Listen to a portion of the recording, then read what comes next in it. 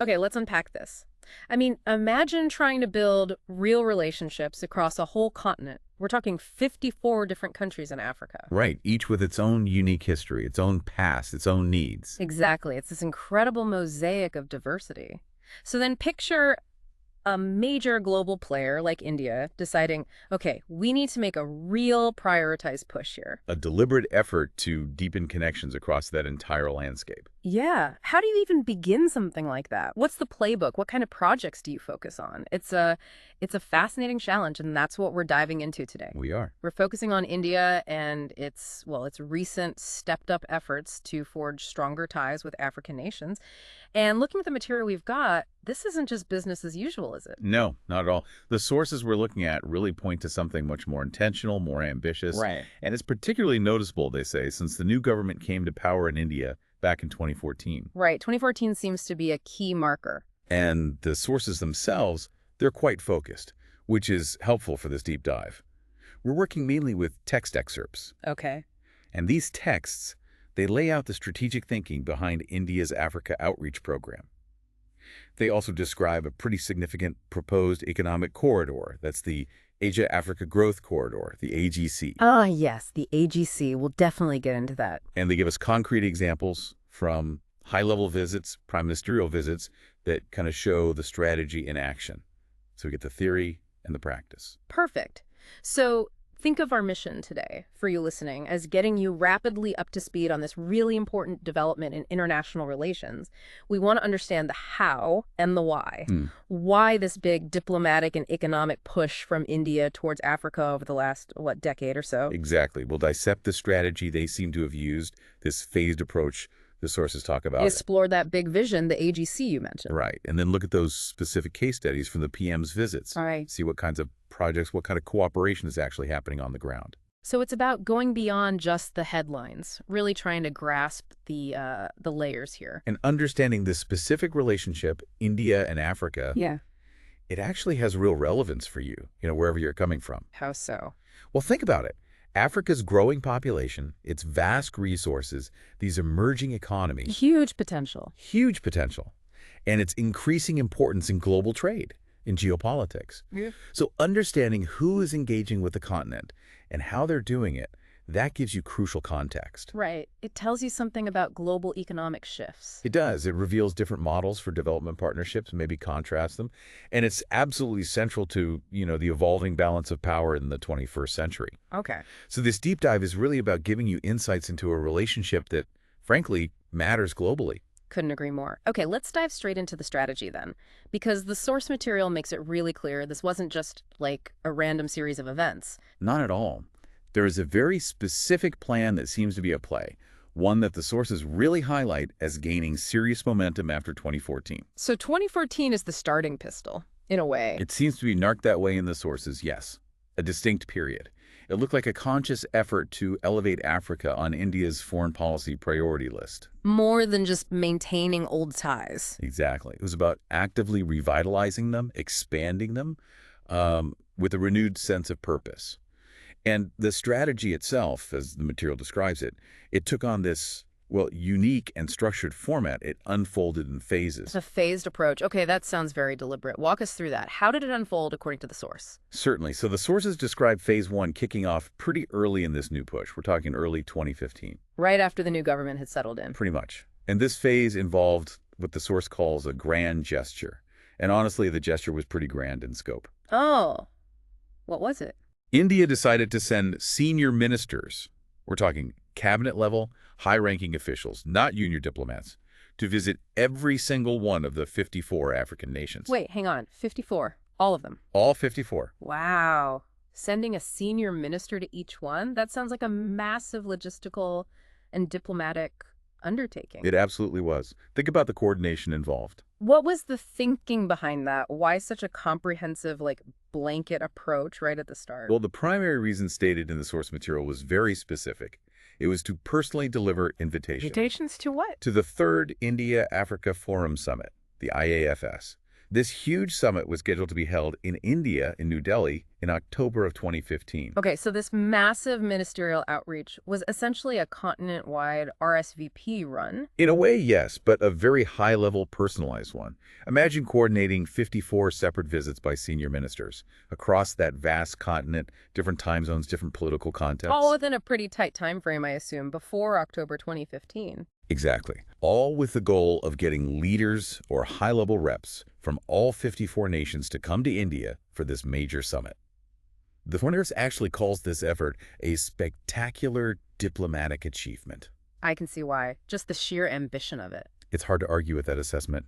It really signaled a commitment to engaging every part of Africa, big countries, small countries, islands, landlocked nations. Sending a message of inclusivity right from the get-go. Precisely. No one left out. Okay, so a spectacular diplomatic achievement to get everyone invited and hopefully attending the summit. Now, the source also mentions something about a policy change after that summit, something called the Banjul Formula. It says India did away with it. Yes, that's a detail the sources highlight. It happened after that big October 2015 summit. Now, interestingly, the material we have doesn't actually spell out what the Banjul Formula was. Oh, so it mentions it's gone, but not what it was. That's intriguing. It is a bit of a mystery based purely on this text. It's just noted as a previous structure or maybe a policy that India decided to discontinue after that 2015 summit. So why even mention it if they don't define it? What's the significance? That's a good question. I think it speaks to what the source wants to emphasize. The fact that its abolishment is noted, even without a definition. It suggests that it represented a significant shift, a move away from how things were done before. Okay. While we can only kind of guess what it might have been, maybe it dictated which countries attended certain meetings or how summits were structured regionally, something like that. Right. The key takeaway from the source is that the post-2015 approach marked a deliberate break, a pivot towards maybe this broader, more inclusive model that was demonstrated by inviting all 54 nations. Got it. So it underscores that this whole 2014 onwards period was about a conscious change in strategy? Exactly. It signals a strategic pivot. Okay. So phase one. Massive ministerial outreach, invitations, the big summit, and signaling a shift away from older models like this undefined Banjul formula. What came next? What was phase two? So, following that successful summit, which presumably brought many African leaders and representatives to India, fostering dialogue, the second phase of this outreach began. Right. And this phase involved visits to various African nations, but this time by the Indian president and the vice president. Okay, so stepping up the level of representation again, after the ministers. Precisely. The ministers were largely about that initial broad contact and the invitation. The president and vice president visits, they represent a higher level of state-to-state engagement. More formal, perhaps? You could say that. Right. And the explicit purpose, as the source states it, was to strengthen bilateral ties. So these weren't just mass drop-ins. Yeah. They were targeted visits, aimed at deepening relationships country by country, building on the momentum from phase one and the summit. It showed, sustained commitment beyond just one big multilateral event. Okay, makes sense. Ministers cover the breadth. President and VP add depth bilaterally, and then I assume bringing in the top leadership. Exactly. That brings us to the third component, or phase, of this strategy. The sources note this started around July 2016. Okay. And this phase saw the Indian Prime Minister himself embarking on visits to African nations. The head of government, highest political level. Right. When the PM gets personally involved, travels to these countries, meets with leaders, it signals that these relationships are a top national priority. No question. These visits often involve, high-stakes discussions, significant announcements are usually made, major agreements might be signed. It puts a very public, very powerful stamp on India's commitment to Africa. Okay, so you have this really clear sequence building up. Ministers everywhere for the invite and summit setup. President and VP follow up to strengthen specific bilateral ties. Then the PM comes in for the high-level strategic push. It feels very orchestrated. Deliberate is the word that comes to mind. Layered. Yes, layered. Building relationships piece by piece, covering at different levels. What did the source say this whole sequenced effort, all three phases, was ultimately aiming for? What was the big goal? The source sums up the goal of this unique format quite clearly.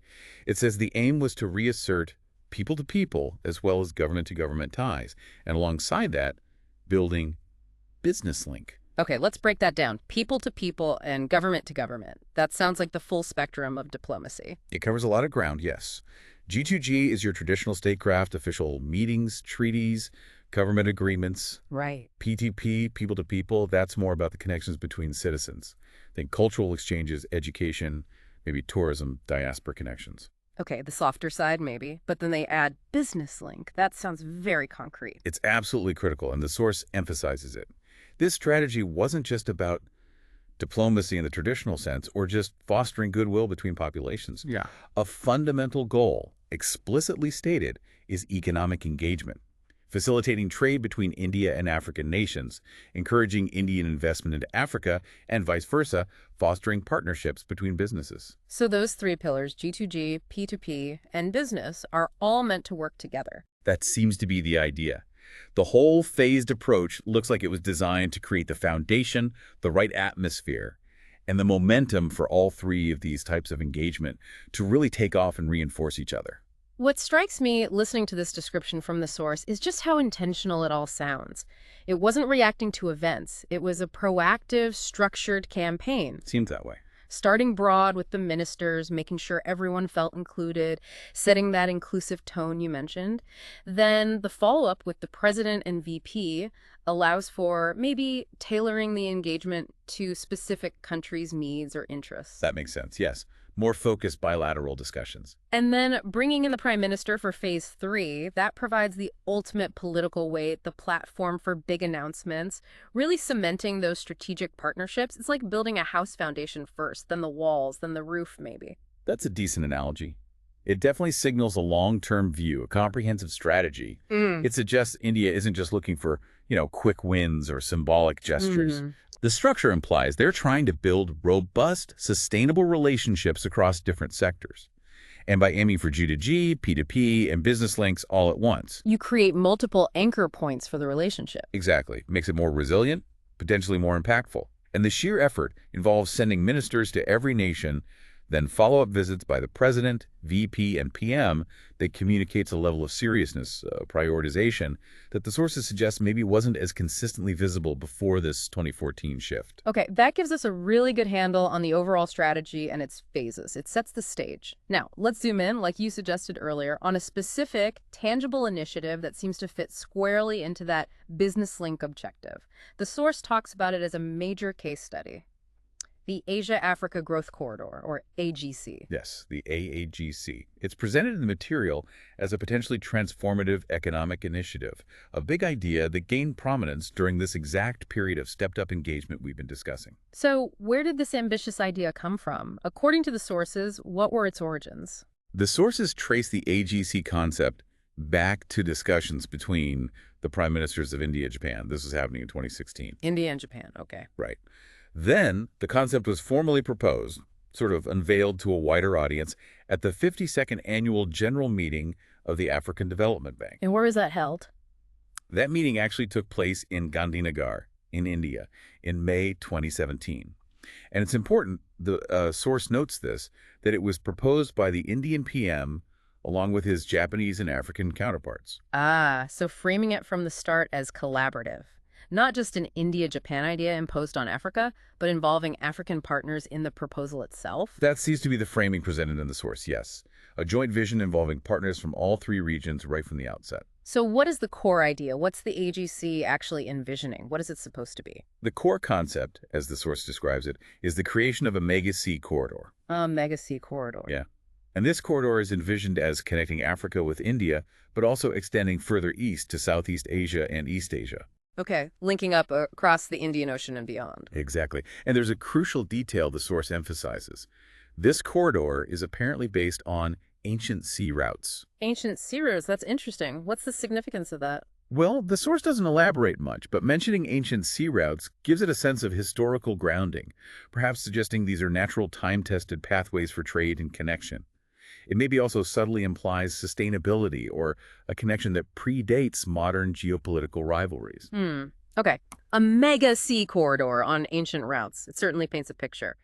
Beyond that geographical connection, what are the specific goals? What features is this AGC supposed to have? What's it meant to achieve? The goals are pretty explicit in the source, and they're very focused on economics and efficiency. The idea is to create a corridor that is low cost, so efficient transport, and also environment friendly. Low cost and environment friendly. That's a key combination. Definitely. And its stated purpose is specifically to boost investment, transport, trade, and connectivity between all these regions, Africa, India, and Southeast Asia. So fundamentally, it's about making it easier, cheaper, and greener for goods, services, maybe capital, maybe even people, to move across these vast ocean spaces. That's the core vision presented, yes. Improving the flow efficiently and with an eye on the environment. And what about India and Japan? What roles are they supposed to play in making this happen? The source mentioned they bring different strengths to the table. Yes, the force outlines a kind of proposed division of labor, playing to what are seen as the core strengths of these two key partners. Okay. Japan is expected to contribute its well-known expertise in infrastructure creation. I mean, Japan have a global reputation for high-quality, large-scale infrastructure projects. Right. Bridges, ports, that kind of thing. Exactly. So their role is seen primarily on the physical development side, building the hardware, so to speak. In India. India, on the other hand, is described as bringing its core diplomatic expertise. Diplomatic expertise. What does that mean in practice here? Well, it suggests India's crucial role would be in managing the relationships, coordinating with all the different African nations involved. Remember, 54 potential partners, building consensus, navigating the political complexities, and facilitating the agreements and partnerships needed to make the corridor work. So Japan builds the stuff, India builds the relationships and agreements. That seems to be the essence of the partnership described. One brings the technical capacity for building, the other brings the capacity for relationship building and facilitation across a diverse political landscape. That division of labor does make a certain strategic sense. Now, are there specific areas or sectors that the AGC is supposed to prioritize? Is it just about building ports and shipping lanes? No, actually, the source makes it quite clear that the vision is much broader than just physical transport infrastructure. Okay. The list of priority areas mentioned includes health, pharmaceuticals, agriculture, food processing, disaster management, skill development, and technology. Wow, that's a wide range. Health, agriculture, skills. Those aren't typically what you think of with a corridor. Exactly. So while the AGC is fundamentally a sea corridor, the projects that it aims to facilitate or prioritize under its umbrella are really diverse. They cover human development, critical services like healthcare, food security, helping countries manage disasters, building up local skills, and transferring technology. So it's a more holistic vision, not just about moving containers faster, but about addressing fundamental development needs and building local capacity in Africa. That's certainly the impression given by that list of priority sectors in the source material. It suggests a vision that goes beyond simple trade logistics. Okay, this is clearly a massive, ambitious concept, potentially reshaping connectivity and development across the whole Indian Ocean region. Now, the source also brings in a comparison, or at least a theoretical perspective, linking the AGC to China's Belt and Road Initiative, the BRI. Yes, it does. The source explicitly notes that some scholars have theorized that the AGC is a counterproposal to the Chinese Belt and Road Initiative. Right. And you emphasized before, this is presented as a theory from some scholars, not necessarily the official stance or the only interpretation. Absolutely crucial point. The source presents it as an academic interpretation that's out there, a point of analysis worth noting, but it's attributed to scholars. Got it. So sticking strictly to how the source describes that theory, what are the unique aspects of the AGC that these scholars apparently see in contrast to the BRI? What differences does the source highlight based on this theory? The source highlights three specific points of contrast, drawing a theoretical distinction based on these scholars' views. First, geography and modality. Okay. The AGC is described as being purely sea-based, only maritime routes. And the source directly links this to an environmental benefit, stating this design ensures a lesser carbon footprint. Right, compared Implicitly to the BRI, which, as is widely known, though not detailed in this specific comparison section of the source, includes both extensive land-based infrastructure, railways, roads, pipelines, alongside its maritime routes. Okay, so AAGC, purely sea, lower carbon footprint, according to this theory. What's the second contrast? The second contrast the source mentions relates to the process, how decisions are made and projects are developed. How so? The AGC is described in the source as being more democratic and consultative, and it gives a specific phrase to illustrate this. The focus is to assist the African states in the ways they want, In the ways they want. That sounds very partner-driven. It suggests a model where African nations themselves have significant agency in identifying their needs and shaping the projects. It implies a partnership based on, mutual agreement and local priorities being central. And how is that contrasted with the BRI in this theory? The source doesn't explicitly detail the BRI's process here, but the contrast being drawn implies that the agency's approach is seen by these scholars as potentially more bottom-up or responsive to African partners' stated desires compared to the BRI's approach. The emphasis is on democratic and consultative for AGC. Okay, got it. Emphasis on partnership and responsiveness. What's the third point of contrast the source brings up? The third point relates to the funding and implementation model. Who pays for it? Who mills it? Yeah. The AGC is envisioned, according to the source, as a corridor where the private sector will be playing a major role. Significant involvement from private companies is expected. Okay, private sector driven, at least in large part. And the contrast. This is presented as a key difference from the BRI, which the source, in describing this theory, states will be completely state-funded. Completely state-funded. So government money, government loans primarily for BRI, versus a mix with a major private sector role for AGC, according to this scholarly view presented in the source. That's the distinction being drawn in the material we have, yes. Yes. AGC relies heavily on private sector participation. BRI relies, in this view, completely on state funding. Okay, so let's recap those theoretical contrasts as presented in the source. AGC is purely sea-based, linked to lower carbon footprint, versus BRI's land and sea. AGC is described as more democratic and consultative, assist in the ways they want, versus implicitly less so for BRI. And AGC anticipates a major private sector role versus BRI being completely state-funded in this account.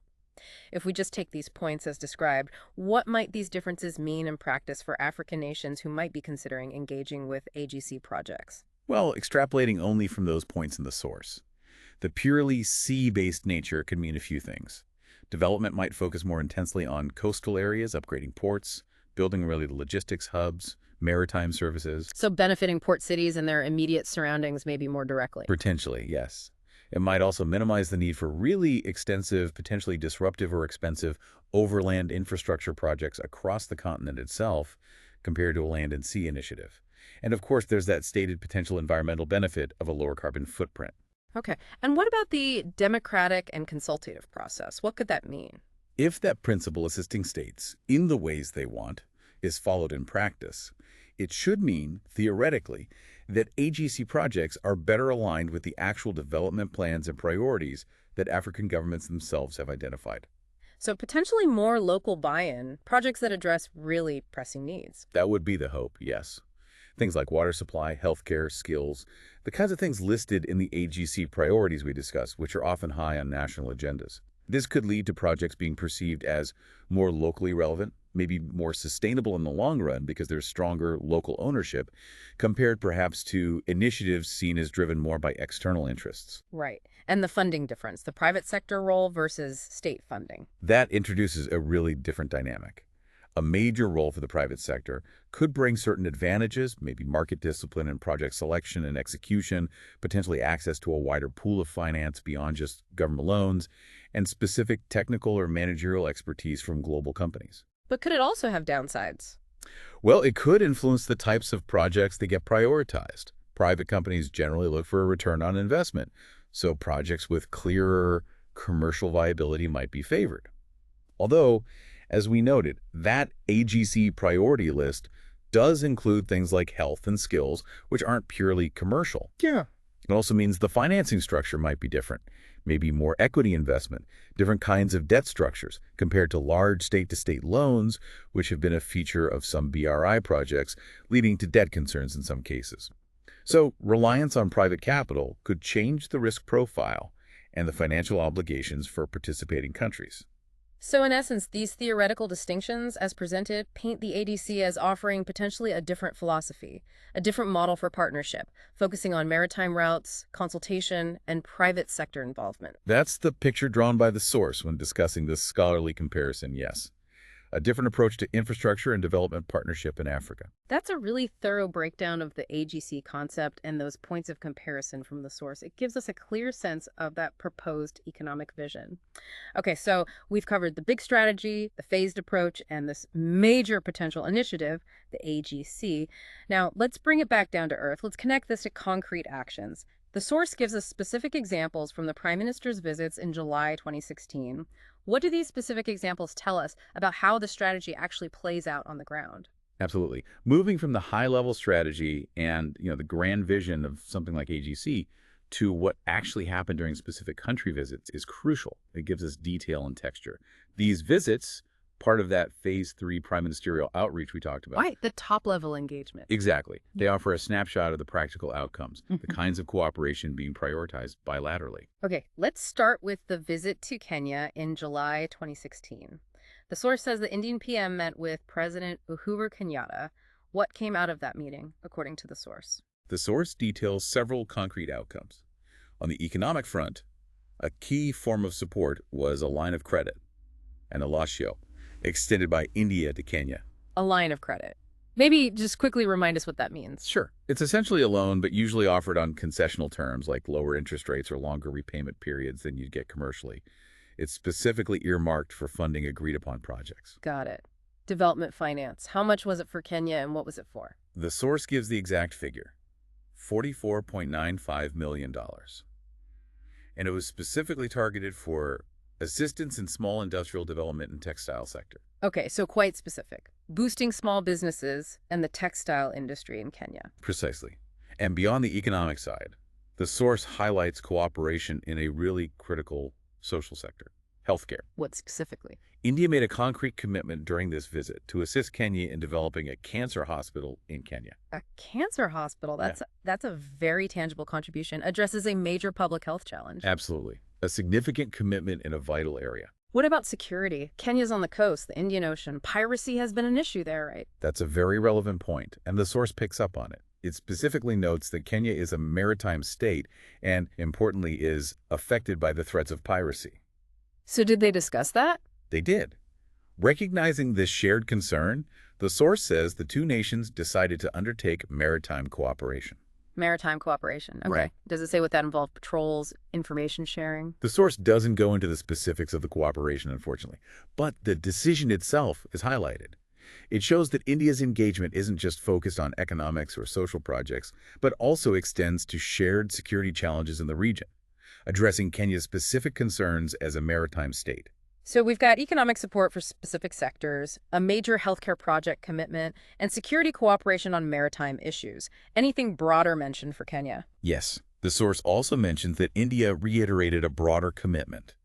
Not just these specific projects, but assisting Kenya more generally for the development of its economy and also assistance for skill development. Okay, so reinforcing that comprehensive approach, supporting overall growth and also building human capacity, skills. Exactly. It ties back to those overall strategic goals we discussed.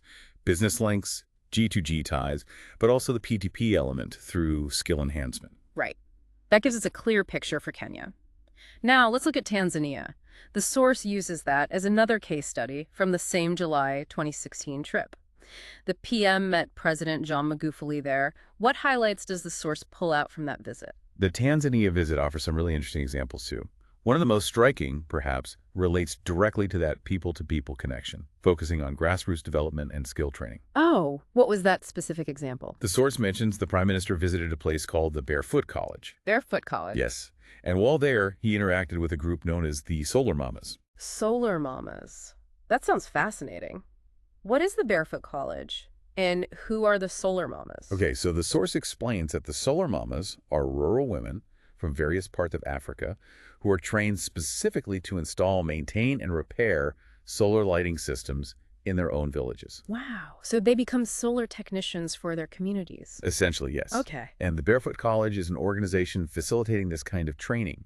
But importantly, the source highlights that the Indian government is actively involved in providing training to rural women from Africa for solar lighting and entrepreneurship through initiatives like this. So it's an Indian government-supported program training African women in solar tech. That's how the source presents it.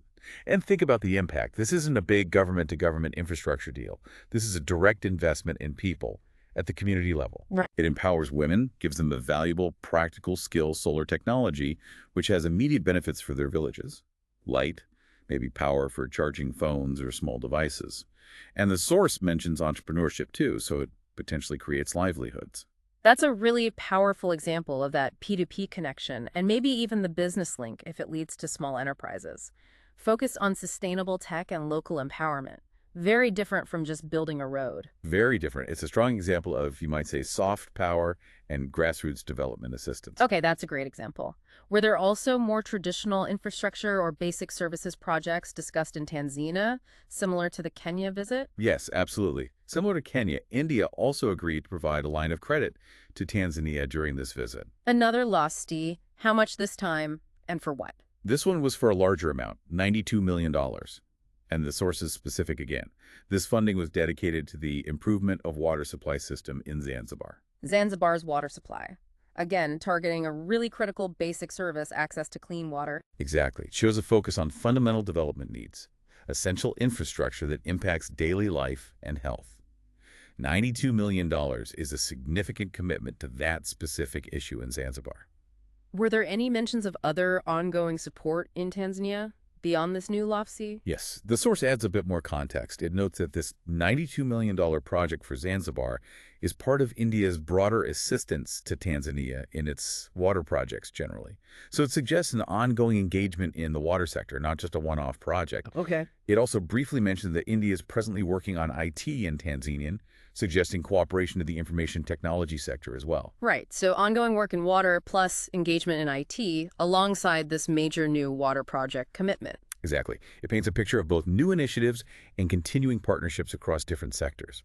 Okay, let's step back and look at these examples from Kenya and Tanzania together. We've got lines of credit for small industry, textiles, water supply, a commitment for a cancer hospital, an agreement on maritime security, support for grassroots skill building, like the Solar Mamas, engagement in IT. What does this mix tell us about India's practical priorities on the ground during this period? How do these specific actions embody the broader strategy and vision we talked about earlier?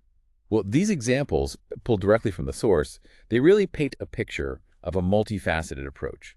It seems very needs-based in practice. How so? We see a focus on core economic building blocks, small industries, textiles supported by finance through those LOFCs. There's a clear emphasis on vital social sectors. Right. Healthcare, with the hospital commitment, and basic infrastructure like water, funded by another big LOFC. Right. Security isn't ignored. The maritime cooperation addresses a specific regional challenge important in Kenya.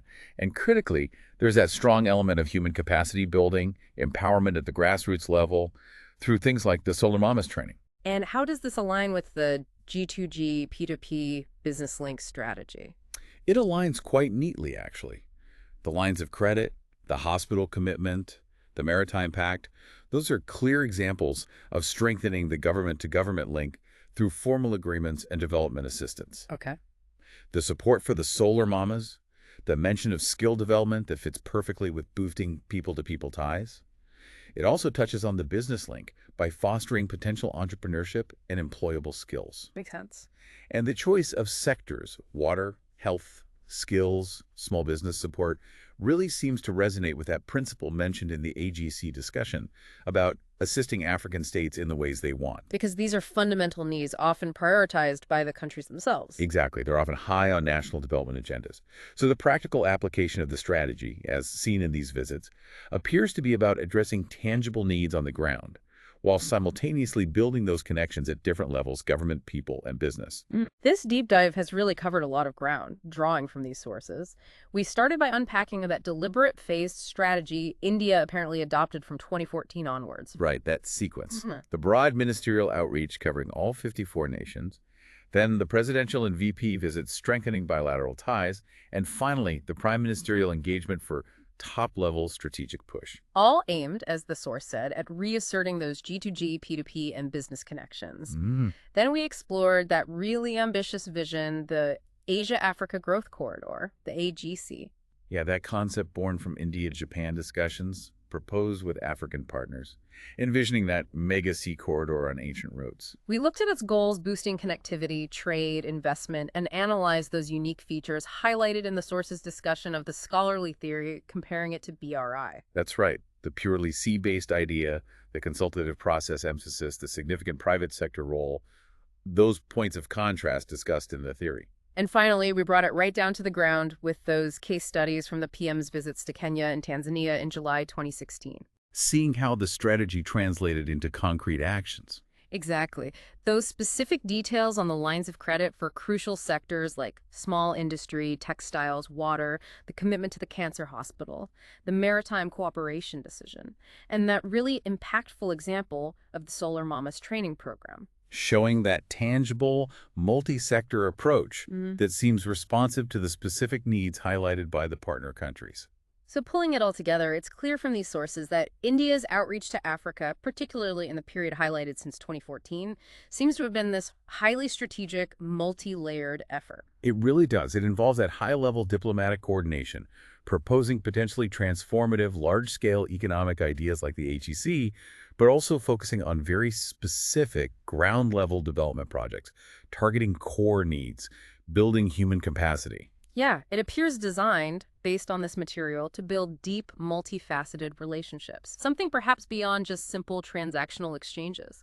That seems to be the picture painted by the combination of strategy, vision, and specific actions described in the sources we've looked at. Okay, so thinking about the scale of this, the clear intentionality behind the strategy, the ambition of that AGC vision, and the nature of the specific projects, the water, the health, the skills. Here is a final thought for you, the listener, to chew on, drawing directly from the themes in the material we've discussed today.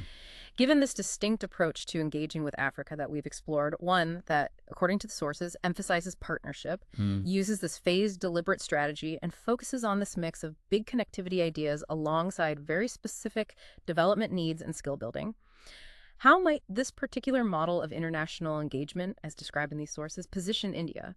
How might it shape its role and influence, particularly in relation to other global players engaging with the continent as we move forward?